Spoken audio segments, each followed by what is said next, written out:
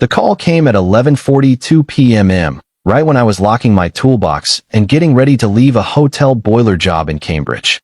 A private medical foundation in Boston had a temperature control failure in one of its restricted storage wings. Their in-house team had already tried to stabilize it twice, and only made it worse. By the time the director of facilities got me on the phone, he was talking too fast, skipping details, which usually meant the room around him had already shifted from problem to panic. I told him I'd be there in 20. The Hale Foundation looked almost unreal that late at night. Glass, limestone, clean lines, the kind of place built to look calm no matter what was happening inside it. But the second the security doors opened for me, I could feel the place was running hot in all the wrong ways. Not temperature. Tension. A facilities tech met me in the lobby and took me down 2 secure elevators and through a corridor washed in white light. Every third person we passed had a badge, a tablet, and the expression of someone trying not to imagine tomorrow morning's headlines. Zone C dropped 6 degrees, then spiked 4, the tech said as we walked. Then the supervisory path stopped responding, then archive controls went into loop. We isolated one branch, but you didn't isolate it, I said. You chopped visibility. He looked at me, offended for half a second, then tired enough not to argue. When I stepped into the control vestibule outside the biostorage wing, the first thing I noticed was what wasn't failing. Pumps were steady. Main feeds were stable. Redundancy tree was intact. That ruled out a broad mechanical event. The second thing I noticed was the pattern on the diagnostics wall. The disruption was too clean. One executive archive cluster. One admin office suite. One narrow maintenance path that should never have had enough authority to interfere with both unless somebody had mapped the system ahead of time. That was when I heard heels on polished floor behind me. Tell me how bad it is. I turned, and that was the first time I saw Vanessa Hale. She looked like she'd come straight from somewhere expensive and unforgiving. Dark formal dress, tailored coat over one arm, hair still perfect except for one loose strand near her cheek. But none of that was what stood out. It was her face. Controlled, sharp, exhausted in a way that only shows up when someone has been carrying too much for too long and refuses to let it show in public. You're Pierce? She asked. Yes. I need an answer now. You need the right answer, I said, already turning back to the console. Those are not always available at the same speed. There was a pause behind me. Most executives either hated that sentence or respected it. I couldn't tell which way she'd go. What do you know? She asked. I know this isn't random. That got her attention. I enlarged the fault tree and pointed. If this were a control failure, the spread would be wider. If it were a hardware failure, we'd see drift upstream. Instead, somebody threaded through a maintenance route, hit selective permissions, and centered the damage where it would hurt most. Her voice dropped. My office. And archive storage tied to your planning files, apparently. For the first time, the mask cracked. Not much. Just enough for me to see that this wasn't only about equipment. Behind the glass, a row of sealed storage chambers blinked amber, then one went red. A technician swore under his breath. I moved fast after that. Routed local command around the corrupted control layer. Killed 2 recursive alarms. Forced a manual handshake through the secondary environmental bus. The system fought me the whole way, like someone had built a trap that was meant to trigger if anyone used the obvious fix. Don't disconnect that branch, I said when a tech reached for the isolation command. Why? Because whoever set this up tied it to a retention lock. You cut it cold, the archive protection protocol seals, wipes the mirrored access chain, and you lose every critical record attached to tomorrow morning's board package. Nobody touched anything after that. Vanessa stepped closer to the screen. Are you saying someone did this to erase files before the vote? I'm saying someone knew exactly where your files lived, exactly how this building thinks, and exactly how to make it look like a systems problem. The room went very quiet. Somewhere deeper in the wing, a compressor kicked on with a hard metallic shutter. My temporary bypass held, but only barely. We had contained the collapse. We had not solved it. Vanessa folded her arms, more to hold herself steady than to look composed. How long do we have? I checked the countdown on the retention cycle, then the thermal drift trend, then the corrupted path map glowing on the screen like a vein of poison through clean architecture. If we do this carefully, I said, we can keep the records alive until morning. And if we don't? I looked at her then, really looked at her, at the fatigue in her eyes. At the intelligence. At the fact that whoever built this little disaster hadn't gone after a random office. They had gone after hers. Then whoever started this, I said, gets exactly what they came for. I built the temporary recovery station in a sealed diagnostics lab one wall over from Vanessa Hale's office suite. The room was all stainless counters, glass partitions, and the kind of quiet that only exists in expensive places after midnight, when the polished image drops and only the machinery keeps talking. I had 3 monitors pulled into a rough semicircle, a portable controller on the counter, and 2 separate access paths running through a clean bypass I trusted only because I had built it myself in the last 20 minutes. Vanessa stood at the far end of the room reading from a tablet while someone from legal whispered updates through her earpiece. She still had the same dress on from the gala, though by then the evening had worn off her completely. She looked less like someone coming from a donor event and more like someone who had been drafted into a siege.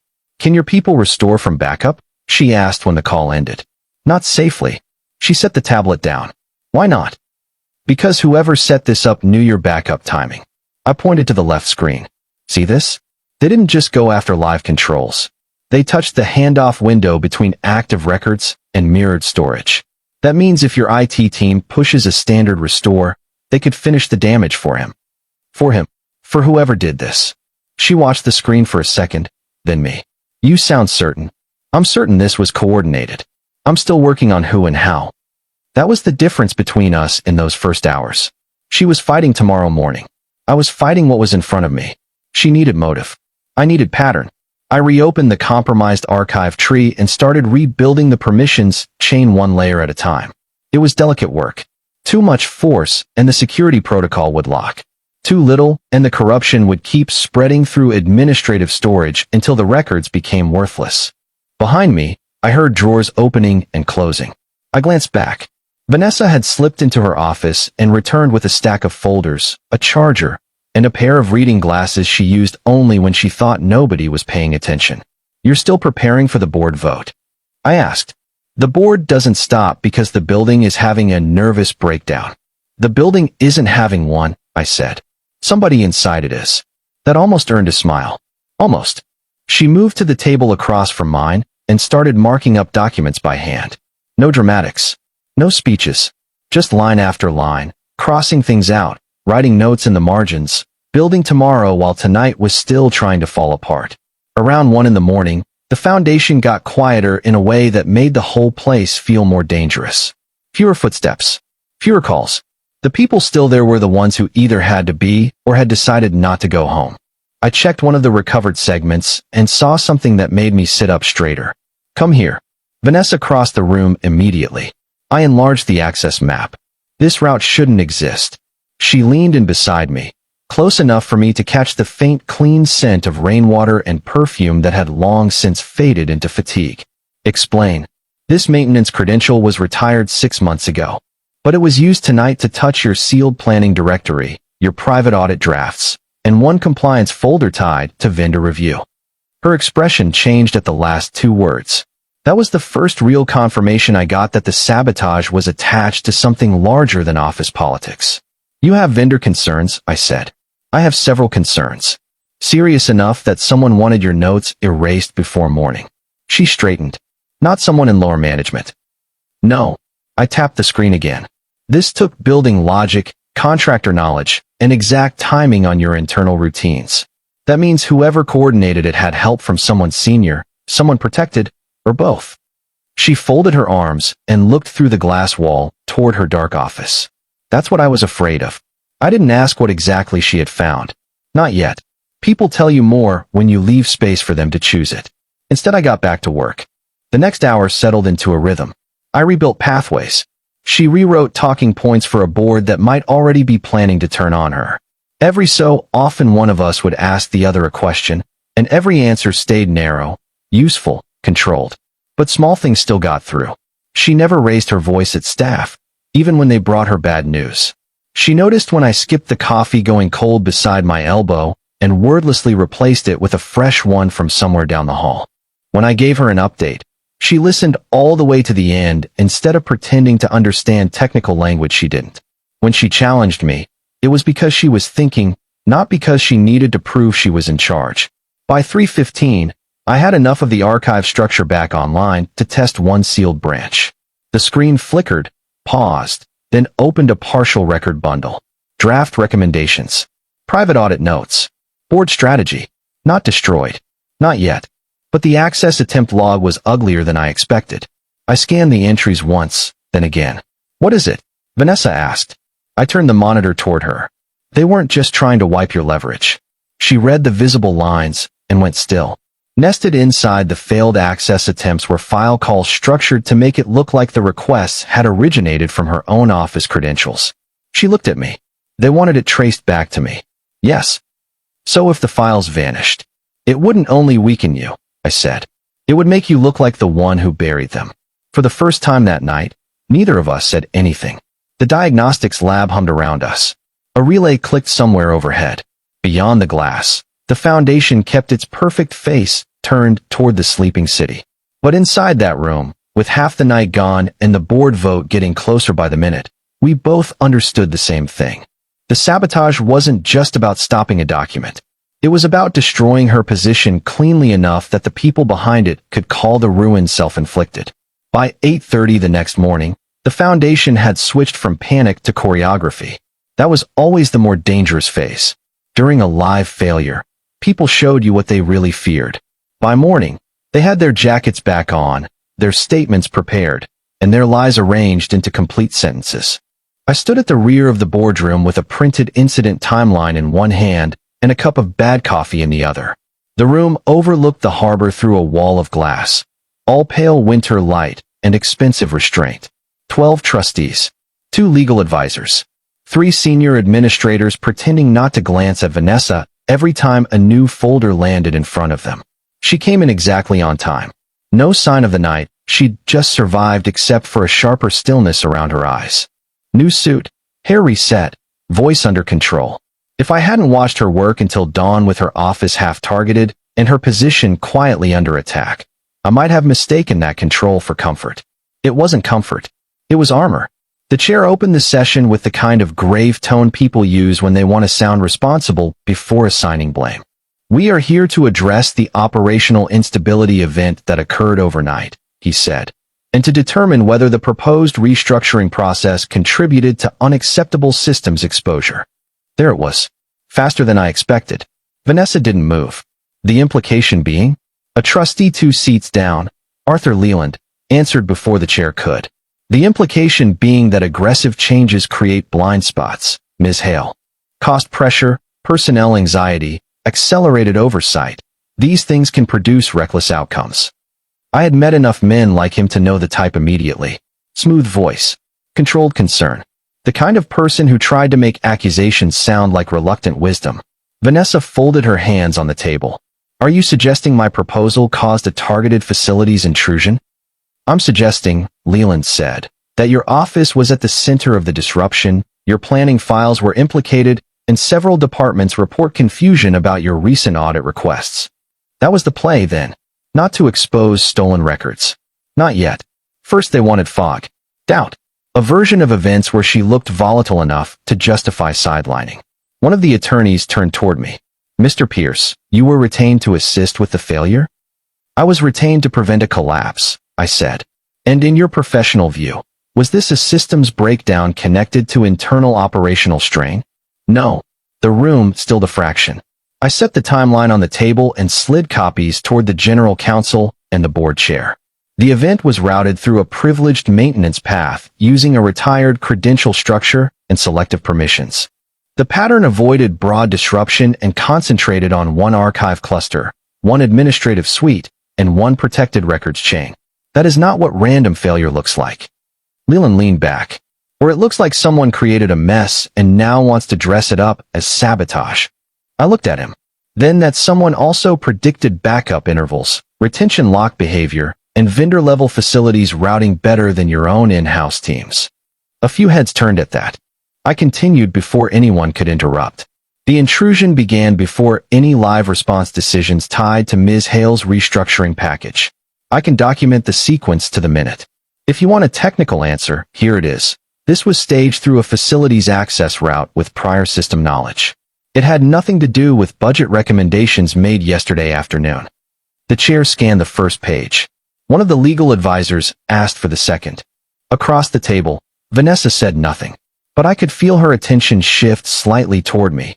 Not surprised exactly, just registering that I had stepped into the line of fire without hedging. That wasn't loyalty. It was accuracy. Still, in rooms like that, accuracy had a way of becoming political the second it became useful. The discussion turned uglier after that. Not openly. That would have been easier. Instead it went soft around the edges, all coded phrases and institutional concern. A quiet internal review. Temporary suspension of selected departments. Deferral of the expansion vote pending further risk assessment. Nobody said Vanessa had won. Nobody said she had lost. That was how people with power preserved room to move. But the attempt to hang the whole thing on her, clean and fast, failed right there. When the meeting finally broke, trustees peeled off in pairs, already having side conversations before the doors had fully closed. Staff members gathered papers too quickly. Legal started speaking in low voices. The whole foundation felt like a building after a contained fire. No flames visible, smoke still in the walls. I was halfway to the elevators when Vanessa's voice stopped me. Mr. Pierce. I turned. She was standing in the corridor outside the boardroom, one hand still holding a folder, Aaron Maddox at a distance behind her fielding calls like a guard dog in heels. I assume you're leaving, Vanessa said. That was the plan. And has anything about the last 10 hours suggested this ends cleanly if you do? I looked at her. Beyond the glass wall at the end of the corridor, snowlight lay flat across the harbor. Inside, everything smelled like coffee, stress, and polished wood. You have internal security, I said. Facilities. Legal. An IT department that already dislikes me. My internal security reports to people I no longer fully trust. Facilities access now overlaps with vendor records. Compliance materials are missing. Procurement timelines don't match maintenance histories. And whoever did this just tested whether they could remove me without exposing themselves. She took one step closer, lowering her voice. I'm not asking you to work for the foundation. I'm asking you to continue as an independent consultant on system integrity until I know how wide this goes. That was the part one hated. Not her. The shape of it. Corporate messes had gravity. The minute you stayed past the emergency, you stopped being the man who fixed the failure and became part of the story people told about it. I don't do internal politics, I said.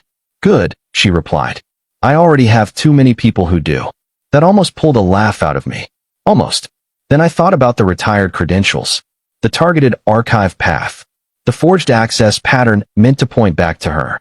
Too precise, too expensive, too unfinished. Whoever set that in motion had not spent all that effort for one bad night and one postponed vote. I looked past her to Aaron, who was watching me like I might be either useful or dangerous. Probably both. How brief is brief? I asked. Long enough to find the breach point, Vanessa said. Long enough to tell whether this was one person or a network. Long enough to know what they were really trying to protect.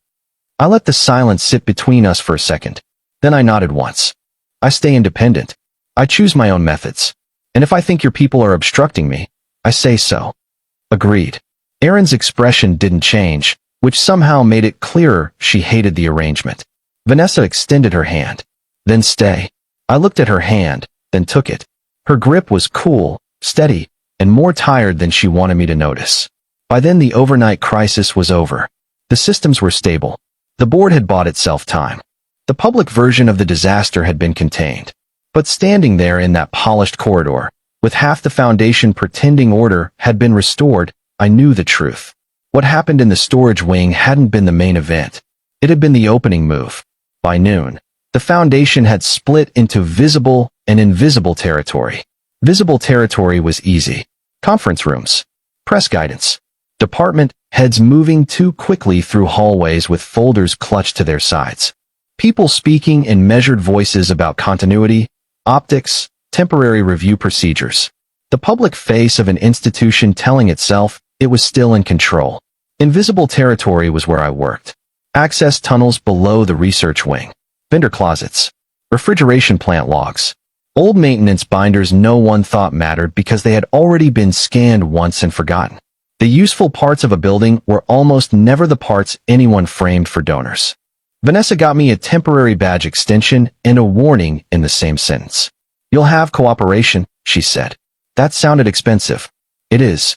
We were in a legal review room that smelled faintly of paper and stale coffee.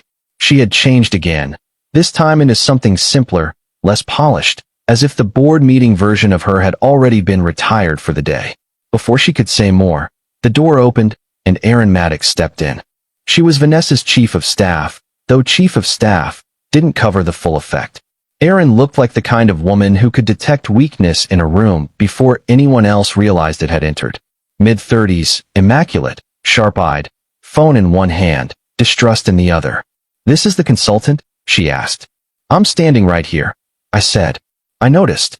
Vanessa didn't bother smoothing it over.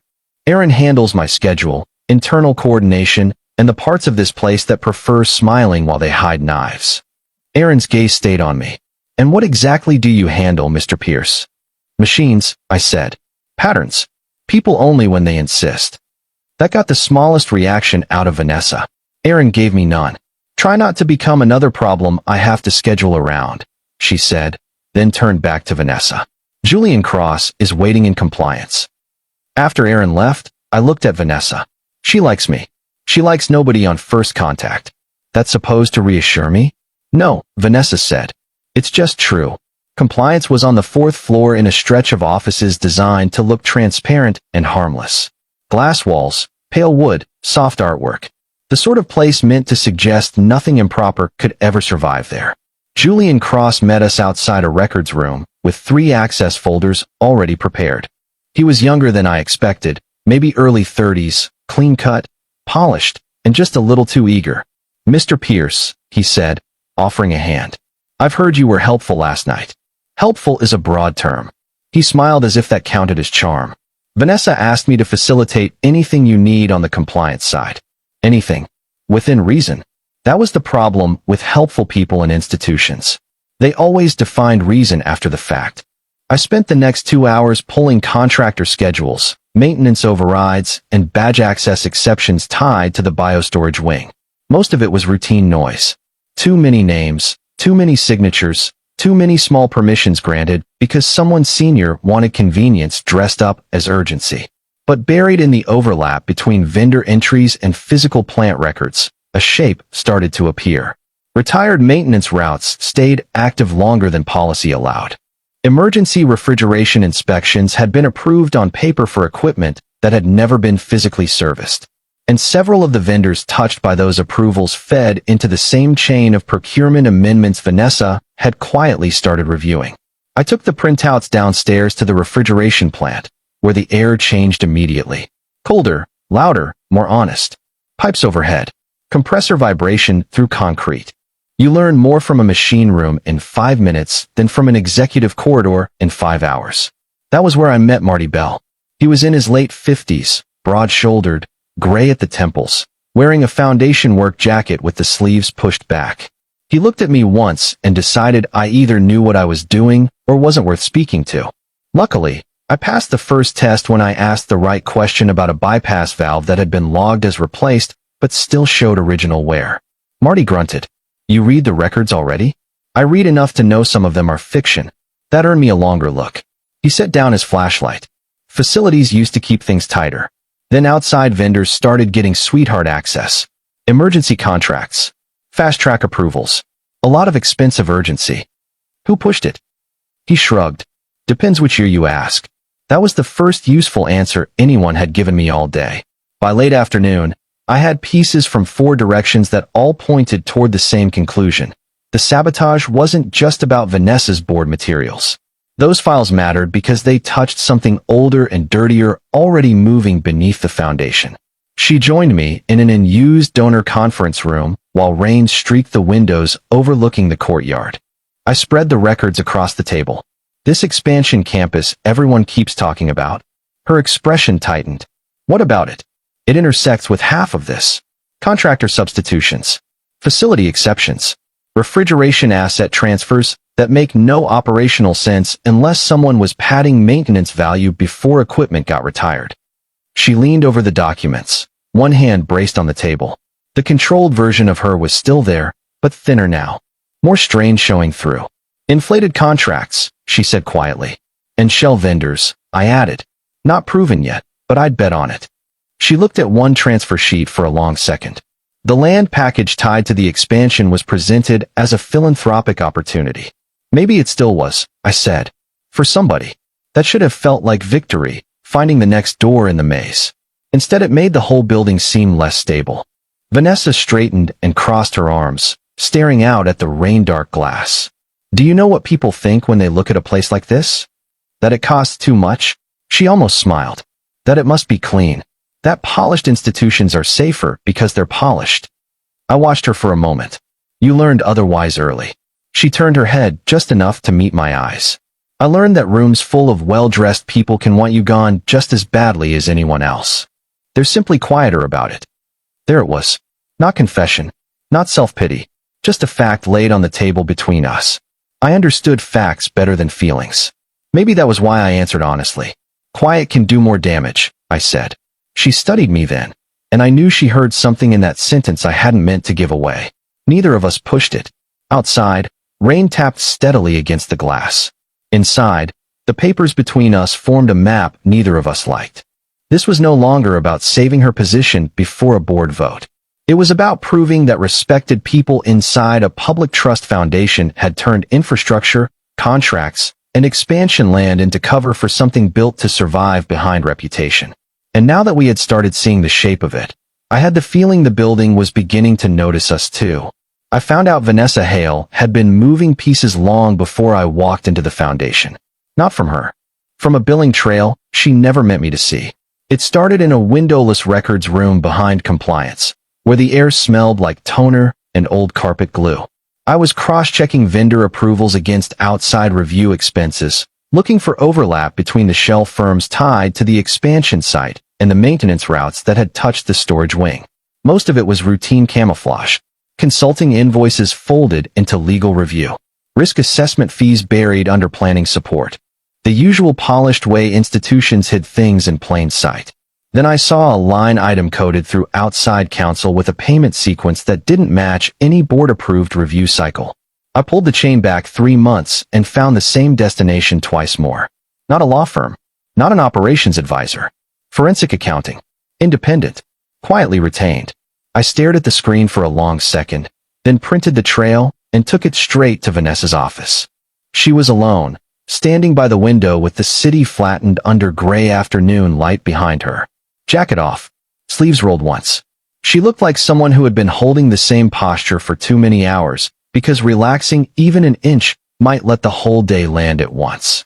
I put the papers on her desk. You hired outside forensic review before the sabotage. Her eyes dropped to the pages, then back to me. No surprise. No quick excuse. That almost made it worse. Yes, she said. How long ago? Several weeks. And you didn't think that mattered? It mattered, she said evenly. That's why I kept it contained. I laughed once, with no humor in it. Contained. Nolan. No. Don't do that thing where you lower your voice and make this sound reasonable. I tapped the top page. You already suspected vendor patterns were wrong. You already knew procurement didn't fit the maintenance history. And when the building started bleeding through your archive path, you let me walk into it without telling me I was stepping into something you had already started tracing. She came around the desk slowly. I told you what you needed to stop the immediate failure. That's not the same thing. No, she said. It isn't. The honesty of that hit harder than if she tried to dodge it. I looked at her and finally understood the shape of the first night more clearly. The way she had watched me work. The speed with which she agreed to extend my role. The fact that she had never once seemed surprised that the sabotage connected to more than one wing and one vote. You picked me, I said. She held my gaze. I recognized you. That's not an answer.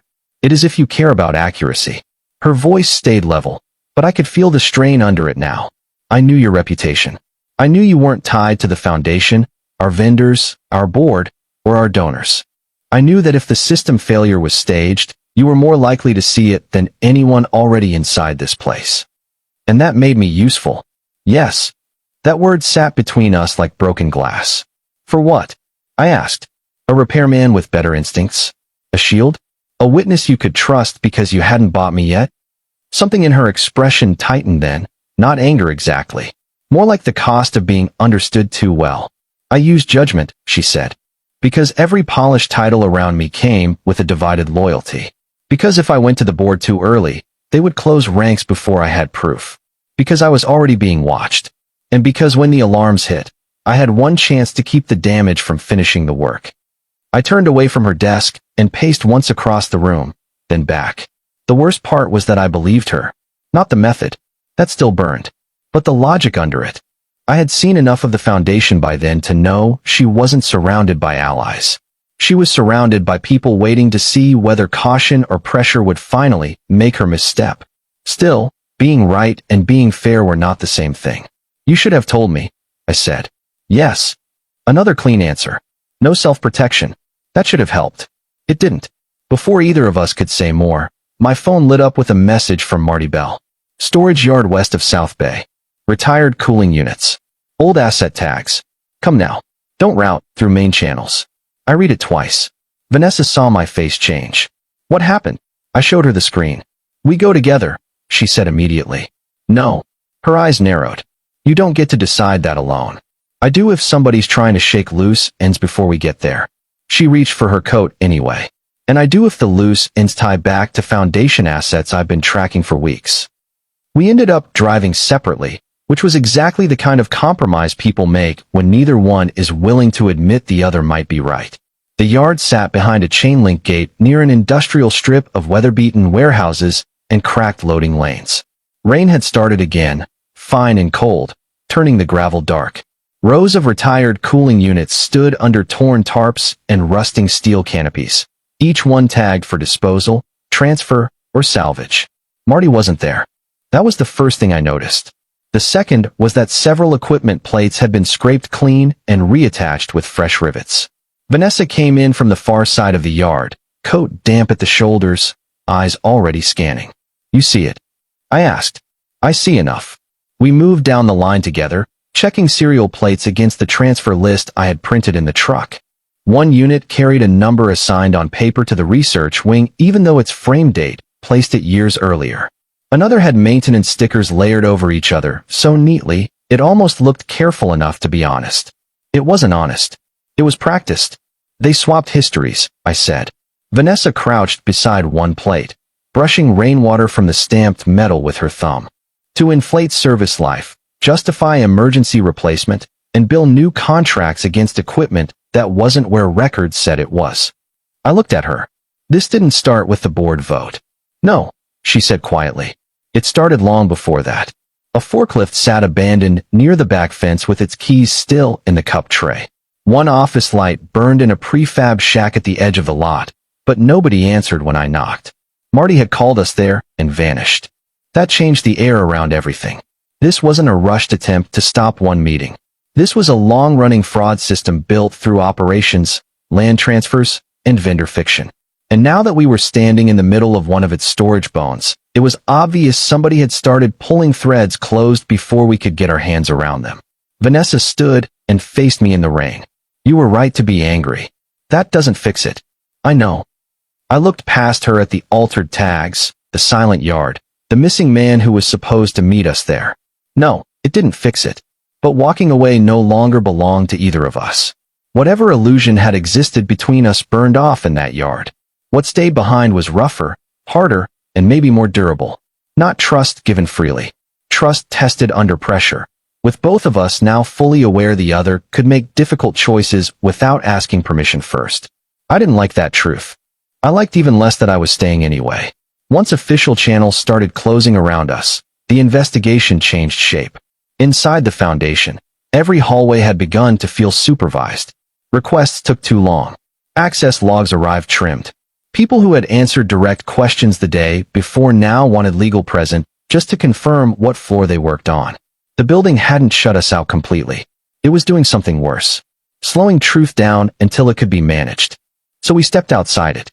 The next 2 days took us through the industrial edge of the city, old municipal archive rooms, retired subcontractor offices that smelled like dust and wet cardboard, and a half-finished development site tied to the future expansion campus. None of it looked impressive. That was the point. Real fraud rarely lived where the brochures pointed. Vanessa traded polished conference rooms for back seats, diner coffee, and file boxes balanced on her knees. She never complained once. That registered with me more than it should have. Most executives like crisis as long as it happened at a distance, and somebody else put the facts into a summary deck with clean bullet points. Vanessa Hale stood in freezing storage corridors, dug through shipment ledgers with her own hands, and kept going long after the version of this problem that threatened only her title had already grown into something bigger. I drove. She read. We argued over timelines, vendor shells, and whether one retired subcontractor in Quincy was scared or simply lying from habit. By then I knew the pattern well enough to say it out loud. They staged failures, I said as we sat in the truck outside a records warehouse with the heater clicking weakly through the vents. Not large enough to risk full collapse. Just enough to trigger emergency authorizations. Vanessa kept scanning a shipment log under the dome light, which justified expedited contracts and bypassed normal oversight. She marked a page. And if those contracts touched the expansion land package, inflated infrastructure risk could make the redevelopment numbers look necessary. I looked at her. You've been carrying that theory a while. I've been carrying 10 versions of it, she said. I just didn't know which one would survive contact with evidence. That was one of the things I had started respecting without wanting to name it. She didn't cling to the version that made her look smartest. She kept moving until the facts held. By late afternoon, we found the first piece solid enough to hurt someone. A retired transport coordinator gave us archived shipment logs from a defunct facilities vendor after Vanessa convinced him the foundation was no longer in a position to bury the matter quietly. The logs tied refrigeration equipment transfers to shell companies that appeared and disappeared around the same dates as land option adjustments near the expansion site. Not proof on its own, but close enough that the outline sharpened. Trustee-backed development interests. Emergency repair chains. Equipment histories rewritten to create urgency, justify replacement, and feed money through controlled vendors. The foundation wasn't just being looted. It was being used as a clean front for something dirtier built underneath public trust and medical prestige.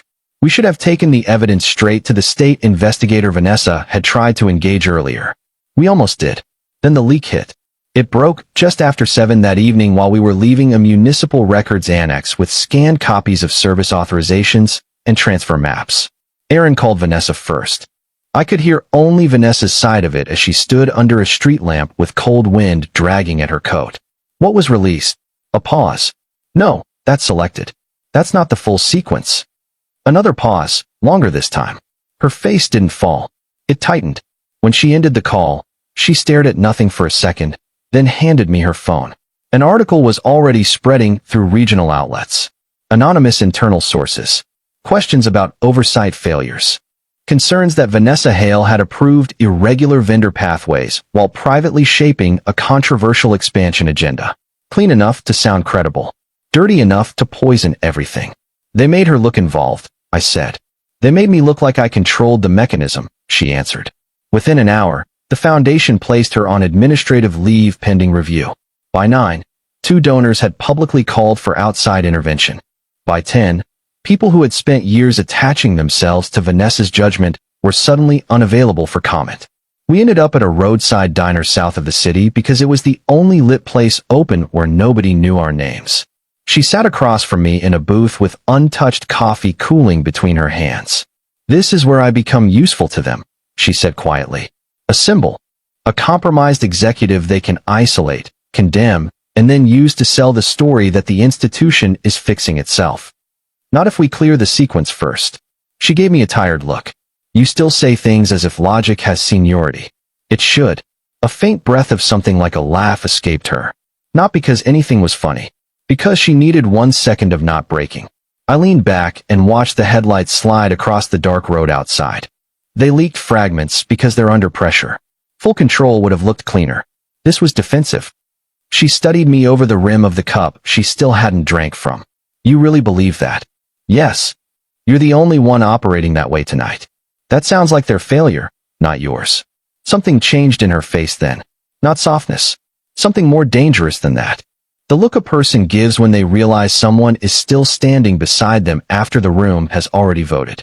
We left close to midnight with copied records sealed in 2 envelopes and a plan to move the originals to a safer handoff the next morning. We never made it that far. Halfway through a narrow industrial access road near the expansion site, I felt it first through the steering column. A wrong vibration. Then the truck pulled hard left. I got both hands on the wheel and killed speed without slamming the brakes. "What is it?" Vanessa asked, already bracing. "Something's wrong." The truck lurched again. Metal shuddered under us. I guided it onto the gravel shoulder and let it grind to a stop beside a chain-link fence and a row of unlit concrete forms that were supposed to become part of the new campus. For a second, neither of us moved. Then I got out with my flashlight and saw the clean slice in the front brake line housing where no road debris should have reached. Not an accident. Not where. A message. Vanessa came around the truck, coat whipping in the wind. I showed her the damage. She looked at it once and went very still. They knew where we'd be. Or where we'd been. Either way, the line had been crossed for good. This was no longer memos, optics, and board maneuvering. No longer something that could be contained by polished statements and deferred votes. Someone had decided pressure alone wasn't enough.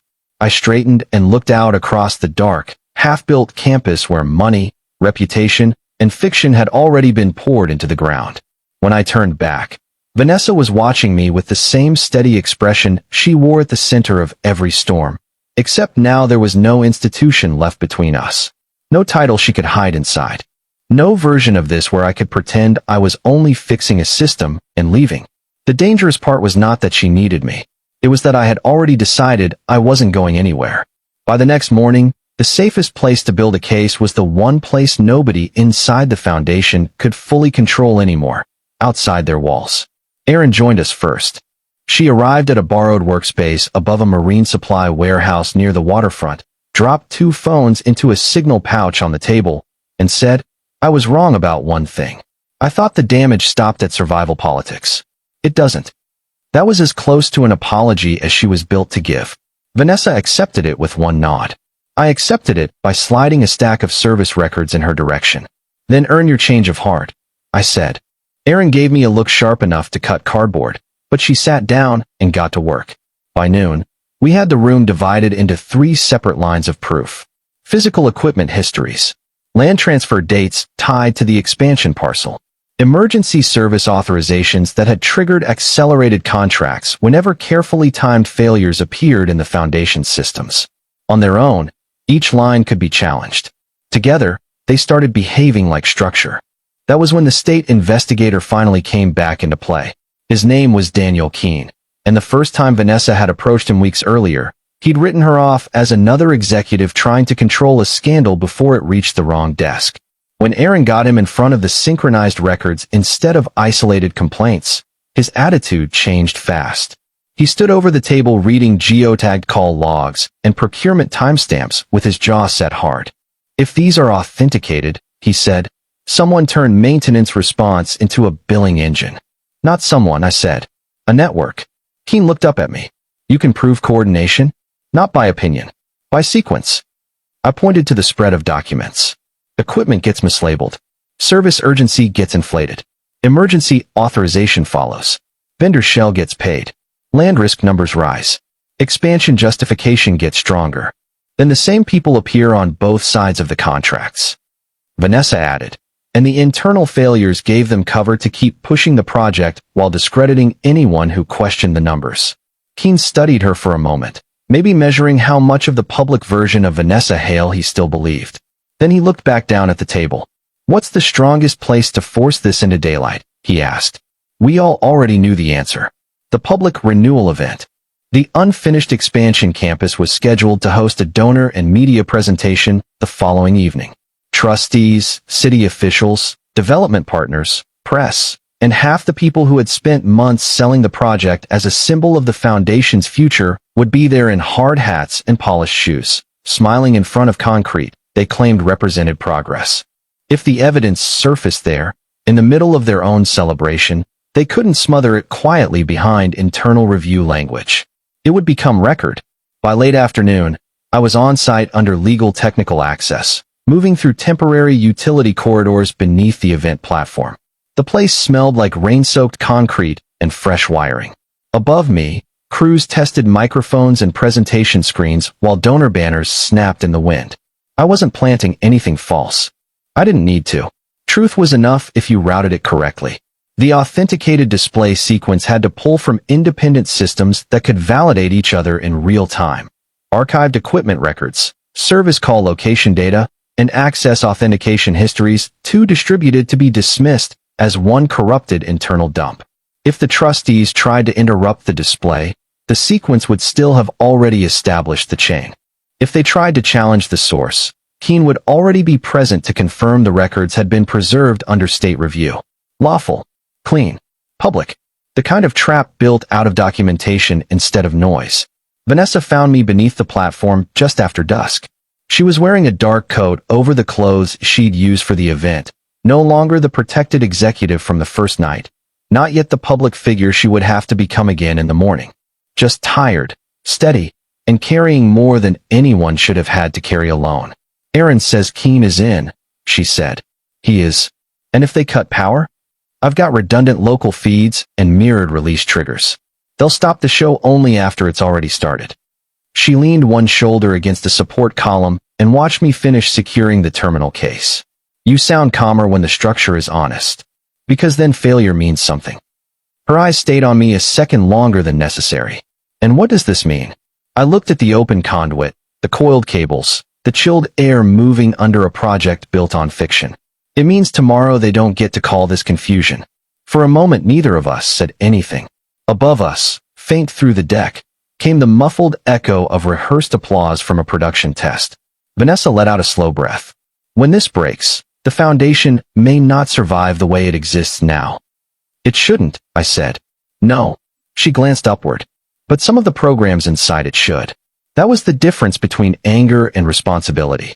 I could walk away from a broken institution if the truth came out. She couldn't.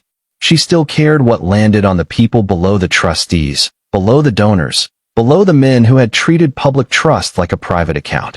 I closed the terminal case and stood. In the morning, I said, they'll come after you first. Not just professionally, personally. They'll say you staged this, shaped this, maybe even let it run so you could control the cleanup. I know. And if it starts to tilt. It won't, she said. It wasn't bravado. She was simply done making room for fear in the sentence. The dangerous thing was what that did to me. How final it felt. How personal. I stepped closer before I had time to think better of it. Vanessa. She looked up. All the things neither of us had said over the last days seemed to gather there at once. In the miles of road, the bad coffee, the rain in the storage yard, the brake line cut clean enough to warn. In the fact that every logical point for me to leave had already passed, and every reason she had to keep emotional distance had stopped matching somewhere along the way. I reached up and adjusted the small comms wire hidden at the edge of her collar, a practical gesture that turned intimate only because neither of us moved away. We finished this first, I said. Her voice came quieter. I know, but her hand caught my wrist for half a second before letting go, and that was enough. More honest than any grand promise would have been. The next day had to survive daylight. The evidence had to hold. The institution had to be forced to look at itself in public and find no easy way to blink. Only after that would anything between us deserve a future. Until then, all we had was the plan, the truth, and the knowledge that by this point we were no longer standing side by side out of convenience. By this point, losing had become personal. The renewal event started exactly the way they had planned it. White tents, branded podium, renderings of the expansion campus mounted on easels as if paper could make poured concrete look honest. Trustees moved through the crowd with the careful warmth of people used to being photographed while speaking about service. Donors stood beneath heat lamps with coffee cups and polished concern. City officials nodded along at talking points written before the ground had even dried. From a distance, it looked like progress. Up close, it looked like a stage built over rot. I stood near the technical control bank at the edge of the event platform with a clean line into the authenticated display sequence, and Daniel Keene positioned 30 feet away beside two state staffers who were pretending to be less interested than they were. Aaron was near the press lane, feeding timing signals through a discreet earpiece. Every piece was in place. Vanessa arrived last. That was deliberate. They still needed her face on the project before they were forced to hear her voice. She stepped onto the platform in a dark coat over a fitted suit, calm enough that nobody who didn't know her would have noticed the pressure in the set of her shoulders. The trustees expected a controlled executive statement. A little grace. A little institutional reassurance. The right kind of remorse without any real damage. She began exactly that way. "Thank you all for being here," she said, her voice carrying cleanly across the unfinished plaza. This project was presented as an investment in the Foundation's future, in research capacity, and in public trust. Trustees relaxed by inches. A few donors nodded. Cameras held steady. Then Vanessa shifted. "In the last several days, I've been asked to defend decisions, timelines, and oversight failures tied to this campus and to the systems that support our work. I won't do that by protecting appearances." I saw Arthur Leland straighten in the front row. Vanessa continued, "I will do it by protecting the record." That was my cue. I triggered the first sequence. The screen behind her changed from architectural renderings to authenticated equipment logs cross-linked with service histories and retirement records. Clean, simple, undeniable. Unit numbers. Date chains. Serial conflicts. A visual comparison that made the fraud visible even to people who had never set foot in a mechanical room. A ripple went through the crowd. One trustee rose halfway from his seat. "What is this?" Vanessa didn't look at him. "This is the maintenance history used to justify emergency infrastructure claims tied to the expansion package." I advanced the second sequence. Geotagged service authorizations appeared beside land transfer timestamps and vendor payment chains. Shell firms linked through overlapping contacts. Emergency approvals tied to staged failures. The pattern that had taken days to build in private now stood in public like exposed framing. Leland stepped toward the platform. "This presentation is unauthorized." "No," Keene said sharply from below. "It is now part of a preserved investigative record." That stopped him harder than any technical display could have. Voices broke out at once after that. One donor demanding explanation. A city representative asking who had verified the records. Someone from the Foundation's legal team trying to get to the control bank before Aaron cut him off with a smile sharp enough to make him reconsider his entire morning. I triggered the third sequence. This was the one that closed the exits. Authenticated access validation. Facilities routing. Emergency call history. Enough to show that the failures had not simply been exploited after the fact. They had been staged to trigger profitable intervention chains that made the campus look more urgent, more necessary, more financially defensible than it ever was. No single villain. No dramatic confession. Just doors closing one by one. Vanessa stood at the center of the noise and kept going. "Some of these records were targeted for erasure," she said. "Some were altered. Some were selectively leaked to create the appearance that the same office questioning irregularities had caused them. That was false then. It is false now." She finally looked directly toward the trustees. "This institution does not repair itself by burying evidence and offering a replacement face for public comfort." Silence hit harder than shouting. Keene stepped forward with his staff. "The development project is frozen pending criminal and civil review. Relevant records are under state preservation order effective immediately." That was the moment the event died. Not in chaos. In collapse. Trustees began talking over each other. Donors stepped back. Phones came out everywhere at once. Reporters stopped asking general questions and started asking the only useful ones. Who knew? When? How long? Which contracts? Which board members? Which developers? The Foundation fractured in public exactly the way polished institutions fear most, not with one loud blast, but with credibility draining visibly from every face that had depended on the old story, holding for 10 more minutes. By the time it was over, Vanessa had already made her final move. She did not stay on stage to negotiate a cleaner title for herself. She did not let them convert her into the fresh face of institutional repair. Before council could shape the moment, she announced her resignation and her intention to assist external oversight in rebuilding what deserved to survive, without preserving the power structure that had hidden the fraud.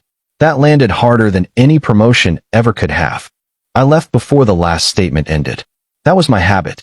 Fix the failure. Step out before the debris started arranging itself into memory. By late afternoon, I was at the waterfront equipment yard where materials from the halted project were being cataloged under gray sky and salt wind. Steel racks. Numbered pallets. Damaged units waiting to be sorted into evidence or scrap. Real things. Easier than people. I heard her footsteps on the gravel before I turned. Vanessa stopped beside a stack of tagged conduit trays, coat buttoned against the cold, hair moving in the wind. No podium now. No trustees. No audience. It took me 20 minutes to find you, she said. You found me. Yes. For a second we just stood there with the harbor behind us, and the remains of the project laid out in rows around us, like a lesson nobody wanted. You were going to leave, she said. I usually do. But not yet. It wasn't a question. I looked at her, really looked at her, without a crisis between us to translate everything into urgency. She had lost the shelter of her title. I had lost the distance that normally made leaving simple. Truth had cost both of us something, which was probably the only reason this moment felt honest. No, I said. Not yet. She nodded once, as if that mattered more than anything prettier could have. The foundation will be a mess for a long time, she said. There's work ahead. External review. Program protection. A rebuild that won't look impressive for a while. Good, I said. Impressive was part of the problem. That earned the small, tired smile I had been waiting on since the first night. Then she stepped closer, not rushed, not uncertain. Just clear. We start this carefully, she said. No performance. No pretending the easy version exists. That works for me. Her hand found mine, calm and deliberate. Behind us, the institution was heading into a future neither of us could control. In front of us, nothing was polished,